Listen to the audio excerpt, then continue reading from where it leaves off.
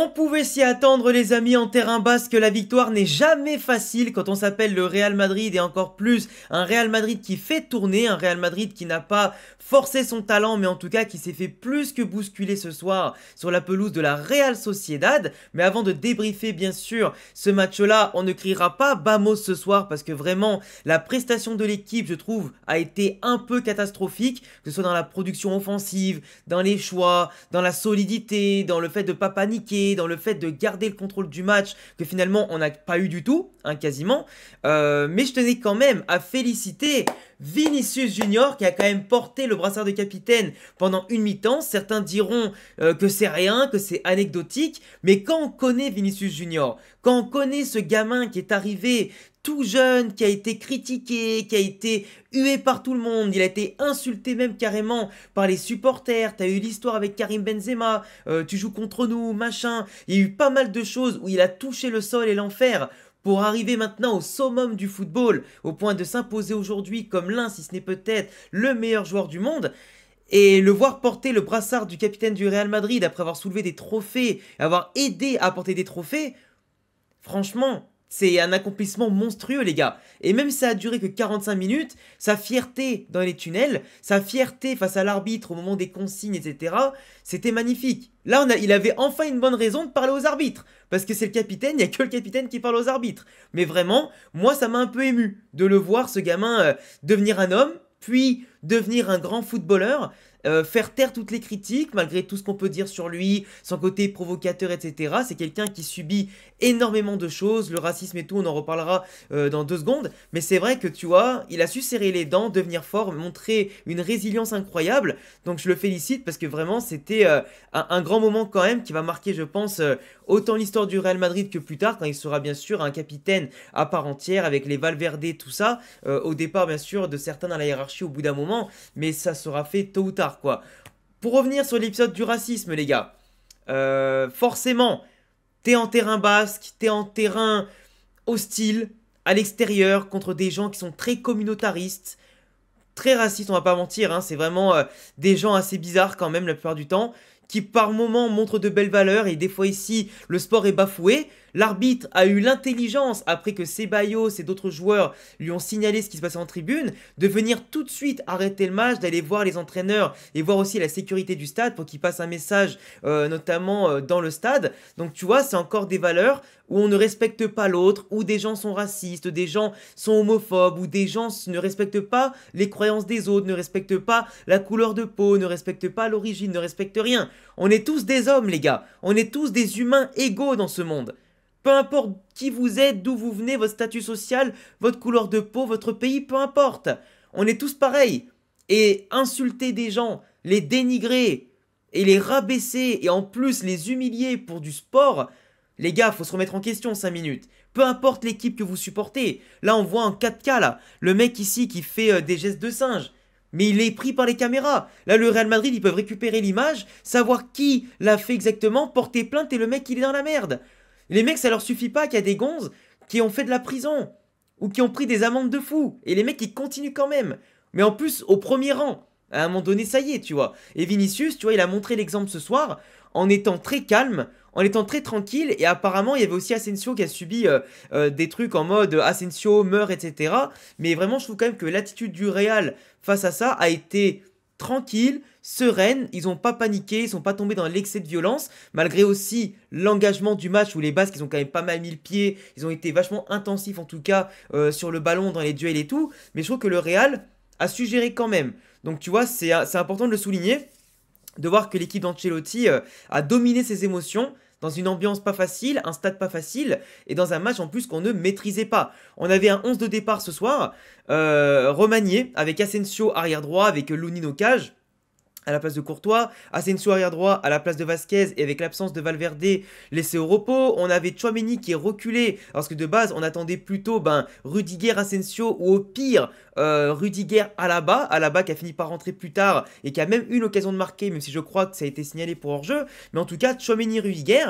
même si ça a été un peu débordé par moments à cause des espaces laissés notamment sur les côtés et dans les certaines zones de la défense du Real Madrid dans les 20-30 derniers mètres, ça a été solide. Du moins on n'a pas encaissé de but, ça a récupéré les ballons au dernier moment, ça a ratissé quand il le fallait, ça a su hausser le ton quand il le fallait, quand la Sociedad était sur le point de pousser ses occasions en véritable occasion de but via un tir ou un truc comme ça. Donc franchement...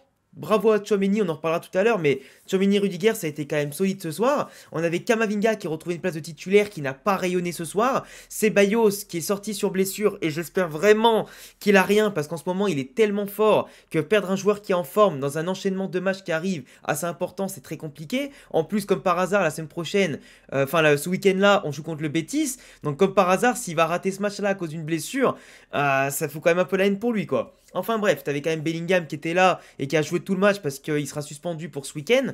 Donc il avait plus qu'à jouer ce match-là à fond et rattraper un peu le match qu'il avait raté l'autre jour. T'avais Arda qui était titulaire, qui a été transparent, on va pas se mentir, on va reparler de son nom dans la vidéo, mais Arda Güler transparent comparé à Hendrik qui lui a brillé et qui a montré une différence de caractère entre les deux et qui fait la différence clairement dans l'esprit je pense d'Ancelotti, et Vinicius qui était la référence offensive, qui a montré l'exemple en tant que capitaine, qui a fait quand même un bon match, pas un très bon match mais qui a fait quand même un bon match. Et en face t'avais une équipe de la Sociedad assez classique, hein. Kubo qui nous a fait mal, Oyarzabal qui maîtrise toujours la balle, qui est toujours bien placé, Barrenetxea qui en tout cas progresse de plus en plus, est très percutant sur le côté, et puis le trio Susic, Zubimendi et Brais Mendes qui font très mal. D'ailleurs Zubimendi, match très intéressant, il voulait sûrement se montrer en vue d'un potentiel mercato et un transfert au Real cet été. Donc franchement, il a été impressionnant dans comment dire, dans le contrôle du jeu, dans ce qu'il a assuré comme pressing autour de nous, le contrôle qu'il a sur son équipe aussi pour gérer les temps forts, les temps faibles et cette rampe de lancement en tout cas dans le jeu. Et après une défense voilà de la Sociedad qui a su bien nous contenir, qu'on a su déborder par moments mais sans aller au bout des choses. Mais déjà, avant de commencer le débrief, à part vous abonner bien sûr et cocher la cloche les amis parce que c'est important, on approche bientôt des 100 000 abonnés, ça me ferait plaisir de voir tous les Madrilènes abonnés à ma chaîne un jour en France et dans la francophonie mondiale évidemment. Donc n'hésitez pas à vous abonner, partager. Je voulais quand même dire une chose, c'est de mettre s'il vous plaît du respect sur Hendrik et sur Lunin. On a un grand gardien qui peut être à mon sens le gardien remplaçant le plus talentueux et le meilleur au monde. On a de la chance d'avoir Courtois et Lunin. Parce que Lunin ce soir, c'est 6 parades. On va en reparler là, mais 6 parades. 6 parades, une ici avec le 1-2 de Kubo qui finit en tout cas sur le côté ici et qui pousse Lunin à faire un gigantesque arrêt à bout portant, un peu comme le début du match contre les Leganés et contre le Celta, on avait pris l'eau dès le début, avec une défense qui est à la ramasse, qui se fait avoir, avec Fran Garcia qui sort de position, Camavinga qui est totalement attentiste sur la passe ici, tout comme Rudiger qui est même pas en train de couvrir l'espace et qui est totalement ses appuis et très mal aligné avec Tchouaméni, donc c'est un gros problème. On a aussi ici Asensio qui est un peu hors de position parce qu'il était arrière droit et pas arrière central, donc forcément ses repères changent du tout au tout, et de l'autre côté t'as Tchouaméni, Camavinga qui empêche certes Oyarzabal de tirer, d'ailleurs qui a fait une très belle frappe, un peu contrée mais Lunin il a veillé au grain, mais tu vois on a eu un attentisme total avec Rudiger pareil qui est ici mais qui n'a aucun marquage, Fran Garcia qui n'a aucun contrôle sur le couloir et qui se retrouve à côté de Rudiger comme si c'était utile, donc tu vois on a quand même un placement défensif hyper hasardeux, Camavinga, Asensio qui laisse totalement l'espace à Barrenetxea qui va tirer en angle fermé sur Lunin. On avait encore ici un centre qui vient de là avec personne au pressing du Real Madrid pour contrer le centre, et t'as Oyarzabal qui vraiment à bout portant se passe Rudiger qui est totalement absent du marquage, Fran Garcia j'en parle même pas, et t'as Lunin qui fait encore une parade à bout portant. Donc tu vois, respectez Lunin parce qu'on a subi un énorme pressing basque avec comme je disais, on n'avait aucune sortie de balle intelligente, intéressante. Plusieurs fois Tchouaméni, Rudiger, Fran Garcia et Lunin ont failli se faire contrer par les joueurs basques, et on était tellement pressés, tellement assiégés dans nos 20-30 derniers mètres que là tu vois il commençait à pousser. Là il y avait potentiellement, je dis bien, un péno de Rudiger sur Lunin, sur Kubo pardon, mais à mon sens Rudiger place le corps avant celui de Kubo, et pour moi il est lui dans le sens du jeu, donc pour moi c'était vraiment un engagement des deux côtés, et Kubo avec la cuisse qui est un petit peu en dessous, la hanche un peu en dessous, il a juste perdu le duel, donc pour moi il n'y avait pas spécialement penalty, tout comme ici sur la fin du match où tu as Mendy qui vient bien couper le centre et tu as Kubo qui tombe avant même que Mendy intervienne, donc tu vois il se laissait tomber, il voulait un petit peu être vicelard le petit Kubo là pour aller chercher le péno, donc pour moi absolument aucune polémique dans la surface du Real Madrid. Là sur un corner du Real, T'as par exemple Asensio qui se fait plaquer devant l'arbitre et à rien. Et on connaît des équipes qui ont eu des pénaltys pour moins que ça, il y a seulement quelques jours, quelques semaines, dans d'autres circonstances, mais qui reviennent à la même chose. Le joueur ne joue pas le ballon et il plaque déjà ton joueur à peine la balle rentrée. Tu vois, Arda, il a tiré, la balle elle est ici, et il est déjà plaqué. Donc tu vois, au bout d'un moment, d'un match à l'autre, d'un arbitre à l'autre, c'est pas arbitré pareil. Tout comme ici, bon là pour moi il n'y avait pas penalty ici. Vinicius il fait bien le petit pont sur le défenseur, mais on voit qu'il glisse un petit peu avant et le défenseur le touche pas vraiment. Donc pour moi ici il n'y a pas penalty. Mais globalement, on a un Real Madrid qui, tu vois, a été forcé toute la mi-temps et même quasiment tout le match à faire des récupérations super basses dans sa moitié de terrain et couvrir un nombre de mètres vraiment hyper important pour partir en contre. Des contres malheureusement qui pour la plupart du temps n'ont pas été très judicieux. T'as souvent Jude Bellingham qui était avec Vinicius à la baguette, au four et au moulin pour diriger quasiment toutes les attaques du Real Madrid. C'est par eux que passaient tous les ballons offensifs, que ce soit à gauche, dans l'axe, à droite et pour repartir depuis le milieu de terrain. C'est même parfois eux qui récupéraient les ballons en défense, qui portaient la balle et qui repartaient. Mais ça c'était trop imprécis. En tout cas, j'ai beaucoup apprécié le fait que Vinicius Junior, avec le brassard de capitaine, montre l'exemple en venant défendre plusieurs fois, même devant notre surface, des belles récupérations, avec notamment aussi un contrôle du jeu, parce que là, d'habitude, il va garder un peu le ballon. Là, franchement, il a lâché un coup à gauche, un coup à droite, il a aéré le jeu pour qu'on puisse calmer un peu tout ça. Donc ça faisait plaisir de voir limite qu'il récupérait plus de ballons que Ceballos et que Camavinga, qui eux étaient vraiment à chaque fois pas très complémentaires, qui étaient toujours hors de position, etc. C'était un petit peu compliqué pour eux ce soir de bien se positionner. Ils ont beaucoup couru, mais parfois dans le vent, tellement la Sociedad faisait bien tourner le ballon. Mais Vinicius, tu vois, il a apporté une belle récupération. Il la donne à Jude ici, qui va envoyer une passe à la Toni Kroos, mais du futur, sur Hendrik, le gamin, qui va contrôler, qui va le mettre dans le vent et tirer de l'extérieur du pied pour marquer le but. Le seul but de la rencontre. Mais tu vois, Hendrik, avec le peu de minutes qu'il a, le peu de rythme qu'il a, c'est pour ça que tout à l'heure je l'ai mis dans mon diaporama avec Lounine, mettez du respect sur Hendrik. Moi sur Twitter j'avais dit au début du match, si Hendrik est titulaire parce que Kylian est pas là à cause des dents de sagesse, il a été opéré des dents et c'est pour ça qu'il était pas là, Hendrik qui a marqué son 4e but déjà en Copa del Rey, même si j'aurais bien voulu voir par exemple Gonzalo Garcia aussi ce soir, qui aurait pu être très utile dans le jeu aérien, la présence dans la surface qui nous a beaucoup manqué surtout à la sortie de Hendrik et globalement dans le match pour utiliser les centres, tenir le ballon, etc. Et tout, en tout cas un Hendrik qui malgré son manque de temps de jeu a montré par rapport à Arda Güler énormément de choses. Il a montré de la personnalité, il a montré du caractère, il a montré de la présence dans la surface, il a montré ce côté où il revient même défendre, il a montré qu'il était capable de courir, de tenir à distance, d'être bon techniquement, d'avoir les bons déplacements, le bon positionnement, et franchement ça fait la différence. Ça fait la différence. Arda Güler, il était transparent, et c'est pour ça qu'aujourd'hui, Hendrik, franchement, peut s'imposer dans la rotation comme un élément important. Devant le but aujourd'hui, il a eu 2 occasions. Une au fond dès la première et une barre dès la deuxième. Au bout d'un moment, qu'est-ce que tu veux dire de plus? Qu'est-ce que tu veux de mieux? Tu vois ce que je veux dire ou pas? Donc franchement, mettez vraiment du respect sur Hendrik, qui a fait du mieux qu'il pouvait et qui en plus fait très bien.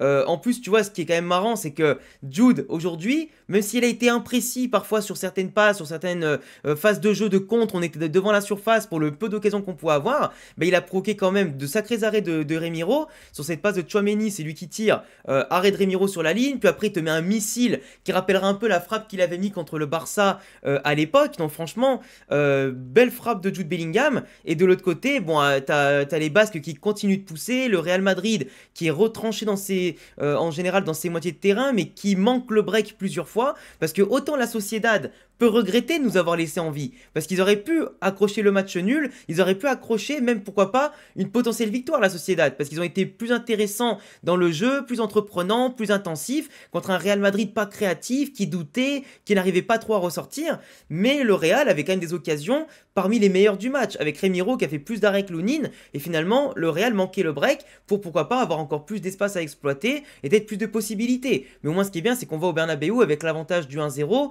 et qu'on aura toute l'équipe de retour d'ici là, quasiment. T'as Vasquez qui a remplacé Asensio, qui a pas fait un très grand match, qui avait pris un carton jaune en plus à la mi-temps, juste avant la mi-temps, donc Ancelotti a fait un très bon changement là-dessus. Vasquez qui se fait même pousser des 2 mains par les défenseurs, mais absolument pas faute. Derrière, c'est lui qui prend un jaune en plus juste après pour une faute, alors certes, qui pourrait valoir un jaune, mais pour sa première faute du match, quand il est rentré, c'était un peu abusé. Mais comme je disais, voilà, là on arrive sur Arda Güler, qui n'a fait que des choix scolaires, qui s'est pas montré défensivement, qui s'est pas montré offensivement. Après, vous allez me dire, oui, mais toute l'équipe n'a pas été bonne. Et ça, je vous dis, oui, collectivement, on n'a pas été bon. T'as que quelques individualités qui sont bien montrées. Et qu'est-ce que lui pourrait faire? Eh ben, lui, ce qu'il peut faire, c'est faire comme Hendrick, bonifier ses ballons, avoir de la personnalité, prendre le jeu à son compte s'il voit que ça galère. Mais il a apporté aucun contrôle, aucune responsabilité. Il a plus glissé qu'autre chose, et malheureusement il a été un jeu un peu trop lent. Bellingham qui lui demande ici, lui il veut dribbler et il glisse, tu vois, c'est beaucoup de prises de risque qui des fois n'ont pas payé, et c'est un peu dommage. Il est sorti après en seconde mi-temps, alors là c'est Alaba qui rentre à la place d'Hendrick, et moi Hendrick franchement je l'aurais laissé plus longtemps. Il avait les jambes de jouer 90 minutes, il était loin d'être mort, il était même un peu déçu de sortir. T'avais après Arda qui est sorti et t'as Vinicius qui sont sortis pour Rodrigo et Brahim qui n'ont pas eu le temps de s'illustrer. Mais moi après franchement tu vois, c'est un peu dommage pour Arda qui grille quand même une cartouche et qui donne raison à Ancelotti de pas trop l'utiliser. Là ce soir t'as aussi pareil, tu vois un peu le duel entre Tchouaméni et Kamavinga, où t'as Tchouaméni qui fait un très bon match quand même défensivement. Après, il a retrouvé un peu le milieu de terrain, mais il a été très bon à l'image un petit peu de ses derniers matchs, tout comme malheureusement Kamavinga, qui à l'image de ces derniers temps, n'a pas été bon. Beaucoup de mauvais choix, des ballons perdus, des fois il avait peur d'aller au duel, de le faire mal, il avait peur en tout cas de, je sais pas, jouer vers l'avant. Je l'ai pas trouvé très décisif, très incisif, et c'est pas le Kamavinga qu'on aime. Ça se voit qu'en ce moment, la confiance, elle est plus côté Tchouaméni que côté Kamavinga. Et les deux maintenant, bien sûr, vont peut-être retrouver une place au milieu de terrain avec le retour d'Alaba en défense, Asensio qui s'affirme, et le fait que Ceballos pourrait être blessé, ça pourrait leur donner une chance de jouer. Mais en tout cas, ce soir, ça a été un match ennuyeux côté Real Madrid, et le seul homme du match que je vais viser ce soir, moi, ça va être soit Hendrick, soit Lunin. Pour moi, Lunin, Hendrick, et éventuellement Tchouaméni, c'est pour moi les trois Madrilènes qui ont le plus brillé. Avec la passe de Bellingham aussi, qui a beaucoup, etc., couru. Mais pour moi, c'est les trois de base que je citerai comme homme du match. Enfin bref, je vous laisserai les amis vous abonner, cocher la cloche, mettre le petit pouce bleu. Il y a beaucoup de choses à dire, peut-être qu'on analysera à froid demain sur la chaîne YouTube et pourquoi pas après encore dans la semaine avec les matchs qui arrivent et tout à préparer. Mais vraiment, j'attends tous vos avis pour qu'on débatte ensemble en commentaire. Et puis je vous dis à très vite pour d'autres vidéos. Ciao!